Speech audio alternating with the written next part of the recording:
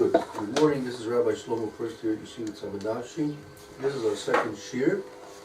We're learning Mishna Berura Kuf Vav in Torah Chaim for Kenor Sif Beis. Right there. Kuf Vav Sif Beis. Right there. Okay. Any volunteers to read? We're going to review the Mechaber and do the Mishna Berura. Me. That's where we're starting. Me. That's right. Exactly. Very good. Me. Shetoraso. Umanuso. Kagon Rashbi. L'cha ve'rav. Mafsik. Likrias Shema velo lis fila. Aval anu mafsikim bain Likriyas Shema Bain Lis Fila. Lis Fila. Right, very good. Okay, so he should Torah so one who is his Torah is his profession. Kudon Rabbi Shimbi ben Yochai and his colleagues. Ma'afsik and Krishma, they have to stop their learning for Krishma. Below the tefillah, but not to stop for their davening. They're not to stop learning for davening. However, we stop both for Kriyashma and for Tefillah. Okay, let's see the Haggadah.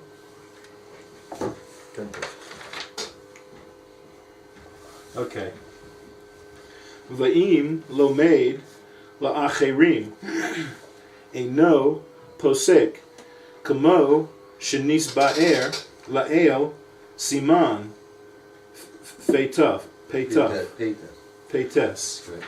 If a person is teaching other people, he doesn't have to stop, right? As it was explained previously above in Simin Peites.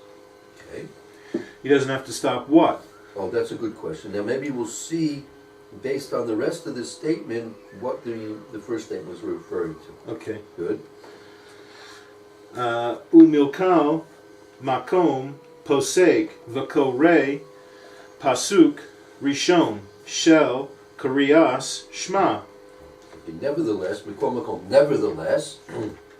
posek should stop, even if he's teaching others, he should stop v'kora pasuk rishon shel kriyishma. He should stop to read the first pasuk of kriyishma.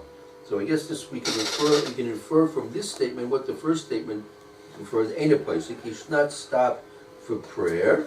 Right, and as was says later on, because it's only nevertheless that you should stop for the first pasuk of Kriya Shema. So really, it's not supposed to stop for Kriya Shema nor for Tefillah, but still, at least for the first pasuk of Kriya Shema, the first verse of the Kriya Shema, Shema Yisrael Hashem Elokeinu Hashem Echad, you should stop to Makabel O Molku Shemayim Bismanu. Okay. Va'im ein hasha'a overes v'yesh lo shahus adayin lahis palel v'likro kariyas shma eino posek kalal. Now another case, let's say it's ein shas overes v'yeshos la and there's time, meaning let's say the Zman Kriya Shema is, for example, say 8:30 in the morning. 8:30 in the morning. So he has time. Let's say he's giving his shir, and the shir is going to be finished at 8 o'clock, right? So he doesn't have to stop even to say the first verse of Kriya Shema, because there's going to be time for him to finish and to pray, right, after the end of the shir. So then it could be even he's forbidden to stop at all in order to pray or to even say the first verse of Kriya Shema. He's busy giving you shir, right? So the time allows him to finish the shir and to still say what he needs to say. So finish the shir and then say what you have to say. Okay, let's see what the Mishna has to say about all this. So we should continue learning if it's still enough time, no? That's right. Okay, let's just see Vav as this we did yesterday. Let's review it. Kigon, who are those that are completely exempt from all prayers. That's Kadol L'Yeshuv Ben Yochai. Why? As we saw yesterday. Go ahead, Mrs. Yao. You just can you read Okay. that? Okay. Kagon Rashbi. Dehaim Lo Hayu Oskim Kalal Bil Bimlachtam Ve'ain Mavatlin Milimudan Afilu Rega. Two things. First of all, they are not involved with any work, any mundane activities whatsoever. And not only that, they don't stop learning even for a moment. Go I ahead. don't use the bathroom? So, again, that's if a person has to go to the bathroom, then it's forbidden for him to learn. Right? Right. Can't learn, so then, yeah. So you can't learn, so you have to stop. Right? That doesn't count. Right. Also, if they go to sleep, so finally, now you should realize that. Now these I'm giving a couple of examples from recent generations, not so far back. I think it was the Rogatchover. The Rogatchover, in order to be able to learn constantly, as much as he possibly could, if I'm not mistaken, he had long payas. He had his payas, then there was like a shelf over there, so he had his payas arranged so they would be suspended from the shelf, and his head would nod, the payas would pull, right, and he would wake up, right, he would wake up. There was another that when he would get to be tired, he would make a bottle of ice water, a bucket of ice water, Set them up. put his, Set them up. oh, there you go, right, and he would put his feet, obviously without shoes and socks, put his feet in the cold ice water. Now you're going to say, that's really strange, unusual. Who can live like that? But I'll tell you, I'll give you a secular example.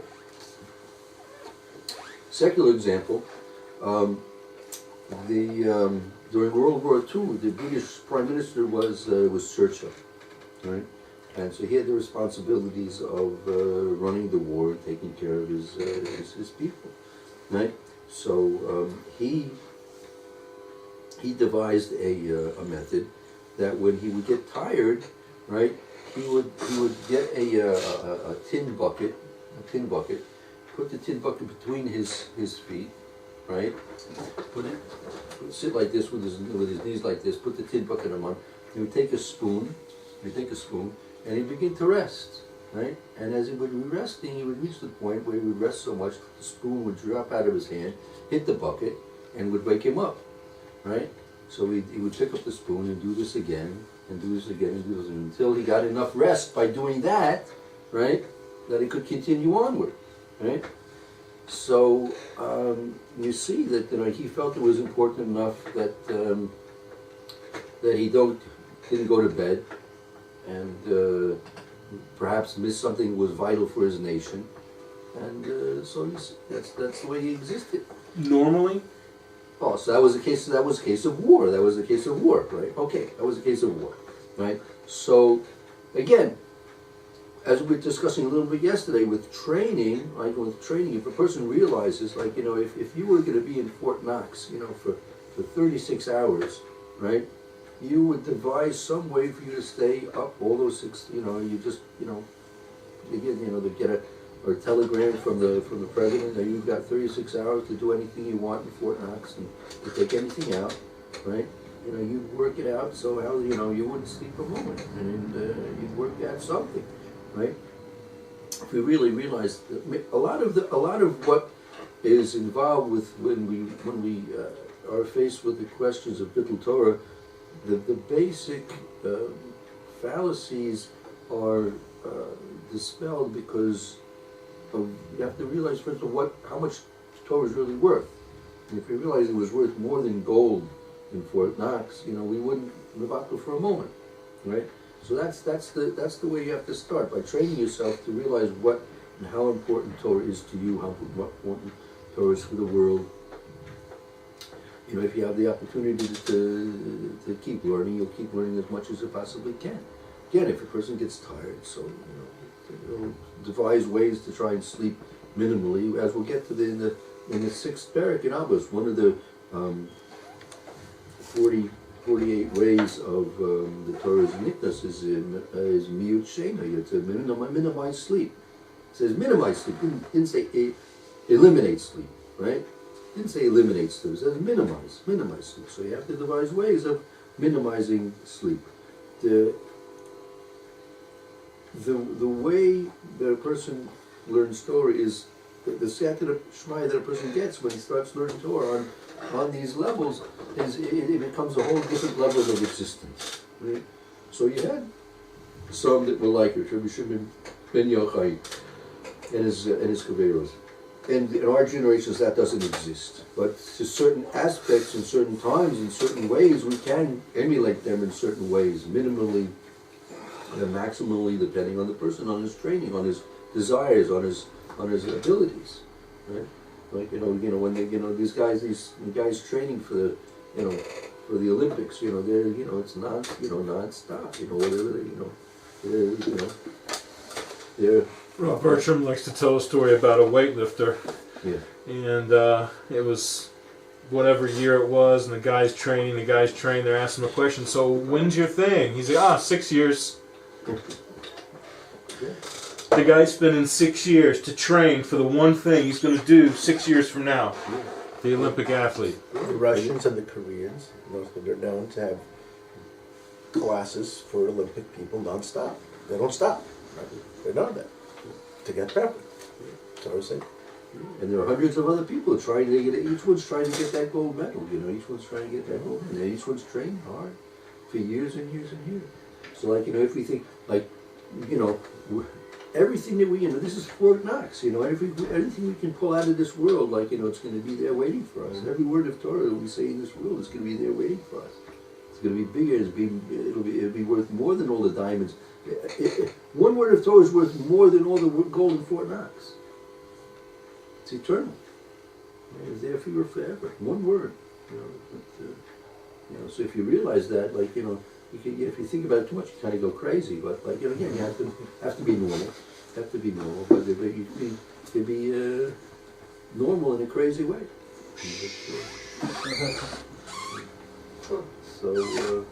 So by realizing when you, I see this many times that I had one of my other chavruses.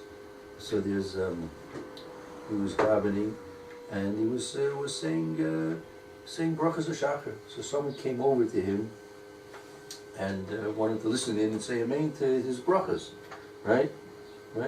So after my friend Caruso's had finished saying his brachas, the fellow said, "Yishkoyach," said, "Thank you." So my friend said to him, "So I want to ask you mechila. What did I do?" He said, "What did I do wrong to you by saying amen to your brachas that you want to ask me for forgiveness for?" So I called you all because you all this Bitul Torah. You could have been learning these 3, 4, 5 minutes instead of listening to my brachas and saying amen and getting maybe one mitzvah for every amen. You're getting one in 3, 4 minutes. You could have been learning, so he came over to me. He felt sorry that the guy came over to him to listen to his brachas. How do we know what the costs are and what the rewards are? So how do we know? No. So again, if the learning is again, we know that pearls are worth so much in relation to diamonds. Diamonds are worth so much in relation to gold. Silver is worth so much in relation to bronze and copper. So so in terms of mitzvahs, also in general we know certain things. Again, there's no mitzvah like the mitzvah that b'shaito. The mitzvah in its time. When you have to hear shofar, you've got the Rabbi Shimon ben Yochai. I mentioned this. Rabbi Shimon ben Yochai, he sat in the sukkah in Sukkot. He ate matzah on the night of Pesach. Right? He listened to Megillah. He listened to Megillah when there was Megillah, right? These were mitzvahs that are only able to be fulfilled at that particular time. So he has an obligation. That's what we discussed yesterday. Learning almanas lasos. Limudai is learning the reason we're learning is in order that we should be able to fulfill those things which we're learning. Right? It's not theoretical. Right? It's not a theoretical intellectual exercise in learning Torah. I mentioned Rav Shmuel Sheckley earlier this morning. So he also told me in Europe, when they were learning in Mir and Kelm, the word interesting was never applied to Torah. They never, ever, ever used that expression in relation to Torah. Interesting is something which is intellectual, right? Torah is not intellectual. Torah has to do with your life, right? To call Torah interesting is bringing it down to an academic level, which is a disgrace to Torah itself. It's like saying, when you're going to be by Reb Bertram, and the Rebbitzin's going to serve you the chicken soup, right? Take a couple of spoons, and Bertram says, "How's the soup?" He says, "Very interesting." The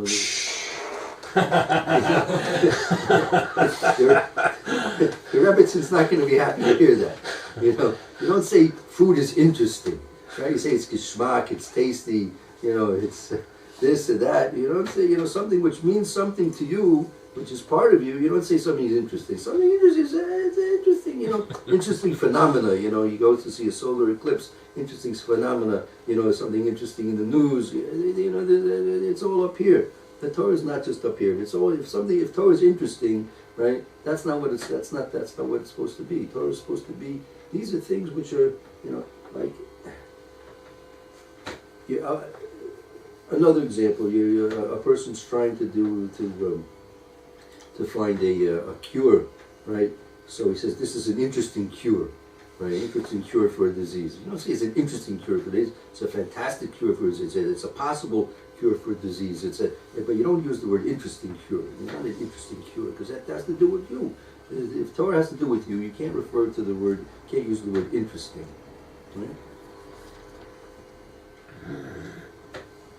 So the more you appreciate what Torah really is, the more we'll want to learn it. And again, we're going to say, well, what about Lishma? You're not supposed to, serve HaKodesh Baruch Hu Amanas L'Kabel Pras. So what is all this? You're telling me that Torah's, it's worth more than diamonds and jewels and gold and silver and everything, and it's going to be your Olam Haba. So all my learning is in order that I should get myself a good Olam Haba and a good reward. What happened to Lishma over here? What happened to Lishma? So the answer to this question is there are two aspects. There's the aspect of theory, Yediyah, what you know.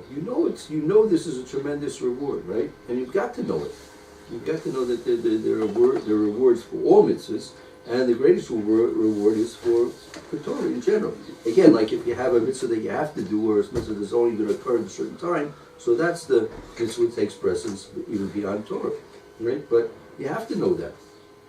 Just like a person has to realize if he does something wrong, there's going to be some payments that you have to fix it up somehow, right? So you have to know that. Nevertheless, that's not your motivation, right? Your motivation is because you want to serve HaKodesh Baruch Hu. This is what Hashem wants me to do. True, if I do what Hashem wants, I'm going to get rewarded, right? But that's intellectual, right? But why are you doing it? I'm doing this because Hashem wants me to do it. That's right. He wants me to sit in the sukkah on Sukkot. He wants me to matzah on Pesach. He wants me to listen to a shofar on Rosh Hashanah. That's what he wants me to do. So that's why I'm doing it. Right? I'm doing it because I'm going to get a reward. No, that's not really why I'm doing it. I would do it even if I didn't get a reward, because Hashem is the Boirei Olam, and I owe so much to HaKodesh Baruch Hu.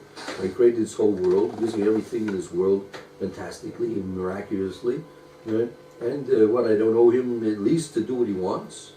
The very minimal, to do at least what he wants.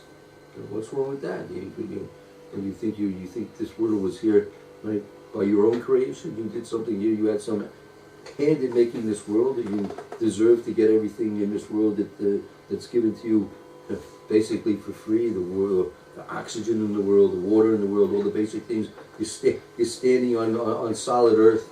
Imagine standing on solid earth. Try and figure that out. Try and get yourself some space platform in space, and go build yourself a space platform. Outer space out there. Like the fact that there's a globe of the Earth in space is a small thing. Spinning at thousands of miles an hour around the sun and spinning on its axis is thousands of miles, and you're still stuck here, not flying off. Right? It's a small thing. And you don't know HaKodesh Baruch Hu to listen to what He wants from you. So decide, yeah, that's worthwhile to listen to Hashem. Simply the fact that I owe it to Him. I owe it to Him. Even if He wouldn't give me anything, I'd do it. I should do it, even if He doesn't give me anything. Right? Person has a body, it functions, Baruch Hashem. Right? And generally, you have a place to sleep, food to eat, clothes to wear. You think they're just saying a few brachas in the morning, that's enough? And that's just the beginning, that's the bare minimum. That's the basic minimum. That's the basic minimal. Just saying thank you, and acknowledging it and saying thank you. But then there's the whole day, the whole day. So we have the idea, we have the knowledge that we will get rewarded, but that's not the motivation for our doing the will of HaKodesh Baruch Hu. We do the will of HaKodesh Baruch Hu because it's basically, if you're staying in somebody's house as a guest, they ask you to do a few things around the house, you would say no. Come on. You realize what the guy's doing for you. He's putting you up, giving you a bed, giving you food. And he asks you, do you mind, going to the store and getting a couple of challahs for Shabbos? Nah, what? Where's your brains? Is it that? Because I'll say, call Masha Balabayas also. Yeah, anything that the Balabayas says, you do. It's amazing that Chazal have to come along and tell us that. But they tell us many things which are obvious, but yeah. So they never stop. So look, if a guy like Churchill, for the sake of his own country, Lahavdil can do these strange things in the course of a war. So if you realize that you have a lot more to gain than Churchill saving his own country, so you also think of ways to get a little extra learning in here and there. At least a person figures, look, I need 8 hours sleep, so okay, go to sleep at 11, wake up at 7. You need a little nap in the afternoon to pick me up, so you do it, and then build the rest of the day around that. Put in as much time.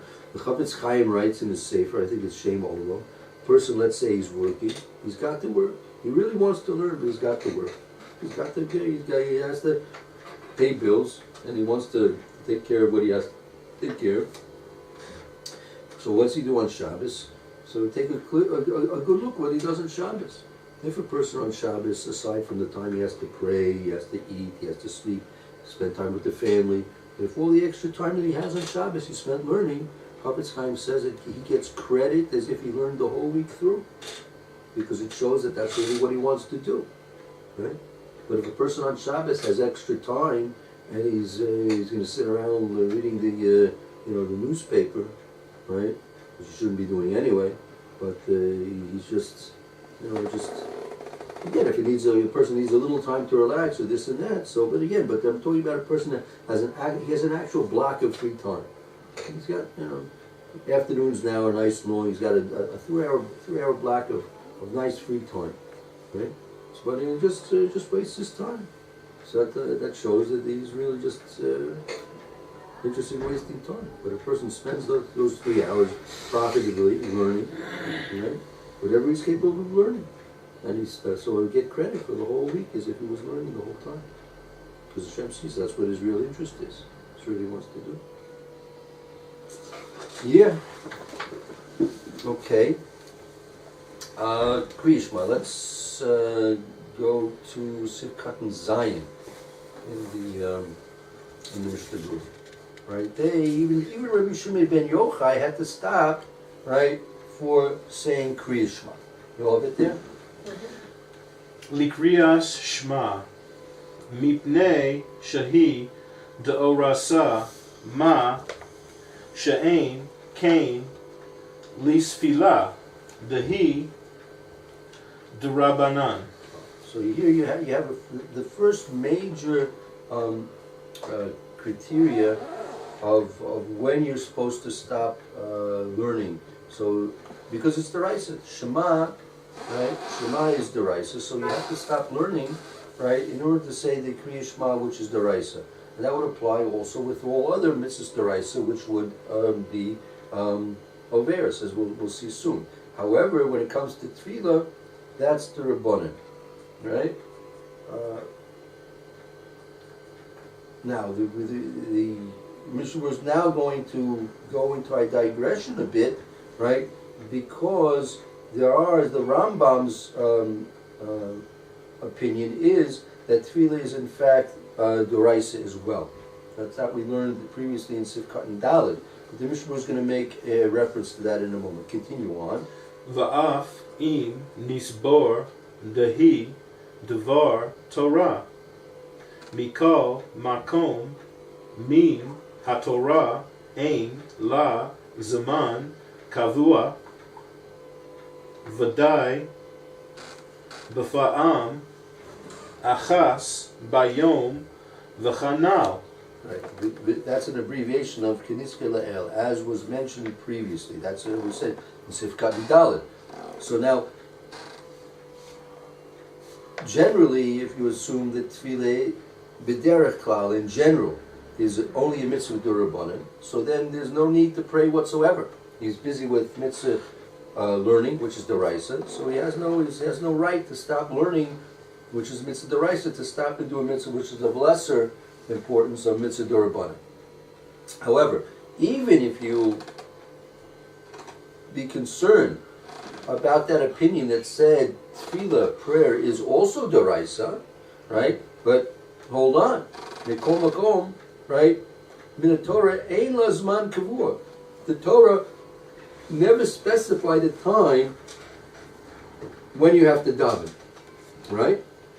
That's what maybe if you want we can review the Sifkat and Dalet in a moment. But tefillah has no specific zman. V'dai pamachas biyom. It's enough if you just make some small prayer sometime during the course of the day.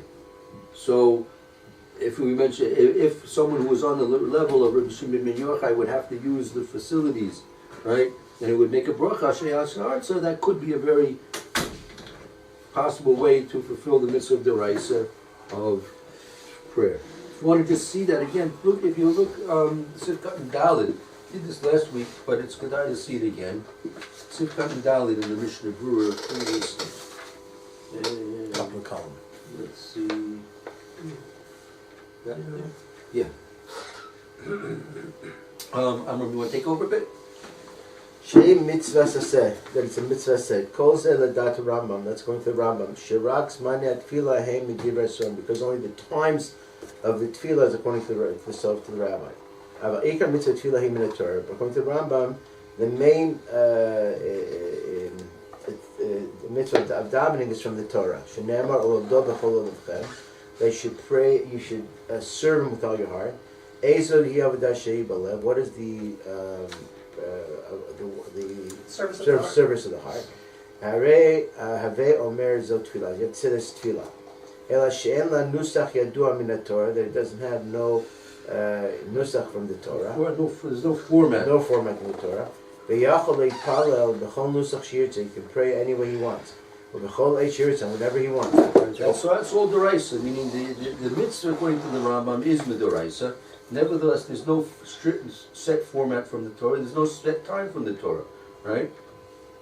U'mispalo.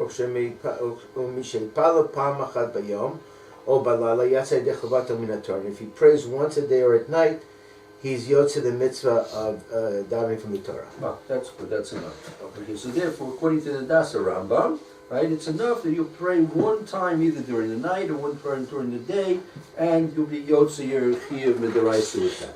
So even if you'll assume and take on that, like the opinion of the Rambam, that tefillah is deraisa, you can achieve that mitzvah one time during the day and night with a small request from a HaKodesh Baruch. So you don't have to follow the siddur according to the Rambam. Medivrei Torah, medivrei Rabbanan you have to, medivrei Rabbanan you have to, yeah. Right, Okay. Rabbanan you have to follow siddur for sure. Right. Yeah, definitely so. Yeah. Okay, I guess we'll have a break for now till the next.